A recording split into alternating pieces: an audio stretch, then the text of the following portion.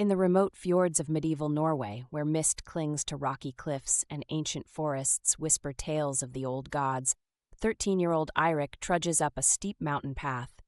His leather boots, worn from countless similar journeys, find familiar footholds in the early morning light. He carries a basket of fresh bread and dried fish, payment for his lessons with Astrid, the mysterious healer who lives in isolation at the mountain's peak. Eirik first met Astrid 3 months ago when his younger sister fell ill with fever. The village healer had given up hope, but stories of a wise woman in the mountains led his desperate parents to seek her help. Astrid saved his sister's life with strange medicines and ancient knowledge. While the other villagers whispered about witchcraft, Eirik saw only kindness in her eyes. Now twice each week he makes the journey to study with her. His parents believe he's learning the practical arts of healing, which herbs cure stomach ailments, how to set broken bones, the proper way to clean wounds.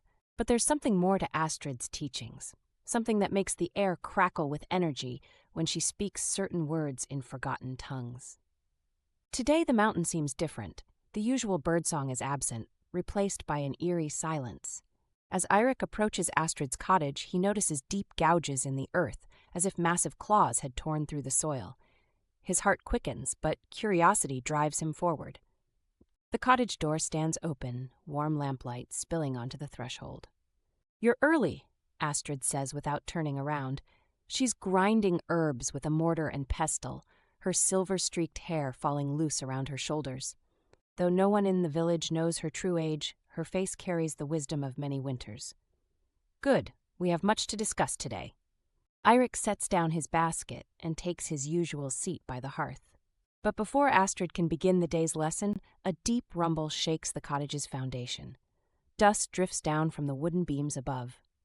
Eirik's eyes dart to Astrid, who remains eerily calm. "What was that?" he whispers, though something in his gut tells him he already knows the answer. The stories his grandmother told him by firelight, tales of magnificent creatures that once ruled the skies of Norway, suddenly feel less like fantasy and more like history. Astrid meets his gaze. "You've proven yourself trustworthy, Eirik. Your heart is pure, your mind sharp, and your spirit strong. Today you learn why I truly chose you as my apprentice." She leads him to the back of the cottage, where a heavy wooden door opens to reveal a cave mouth. The rumbling grows louder as they venture deeper into the mountain. Astrid whispers words in that strange ancient language, and crystals embedded in the cave walls begin to glow with an otherworldly blue light. The passage opens into a vast chamber, and Eirik's breath catches in his throat. There, curled around a pool of crystalline water, lies a creature of legend. Scales shimmer like polished obsidian in the crystal light, and wings large enough to block out the sun fold gracefully against its massive body. A dragon. "Her name is Not," Astrid says softly. "She is one of the last of her kind, and she has chosen you, Eirik, to help protect her secret." The dragon's eyes open, revealing irises of swirling gold. She raises her head, regarding Eirik with ancient intelligence. Steam curls from her nostrils as she exhales, and Eirik feels the warm breath ruffle his hair. He should be terrified, but instead he feels a profound sense of connection, as if he's finally discovered a truth he's always known. "The old ways are dying," Astrid continues, placing a hand on the dragon's scales. "The world is changing. Churches rise where sacred groves once stood, and people forget the magic that runs through their veins. But some of us remember. Some of us must keep the old knowledge alive." Eirik listens, feeling the weight of generations in Astrid's voice, the urgency of a world that is changing. He understands now that he is part of something much larger than himself, a bridge between the past and the future. He reaches out, his hand hovering above Not's shimmering scales. A silent understanding passes between them, a shared promise to protect the secrets of the past. In the heart of the mountain, surrounded by ancient magic and wisdom, Eirik feels the truth of his path solidify. Between the mundane world he knows and the mystical world he is discovering, he stands ready to embrace his destiny. Over the next several weeks, Eirik's education takes on new dimensions. He learns not only of healing arts, but of the ancient bond between dragons and humans, of the magic that still flows through the land like underground rivers, of the responsibility that comes with such knowledge. Astrid teaches him the dragon tongue, words of power that can calm storms and heal wounds, while Naught teaches him about trust and the unspoken language of hearts. The village below seems increasingly distant, like a dream from another life.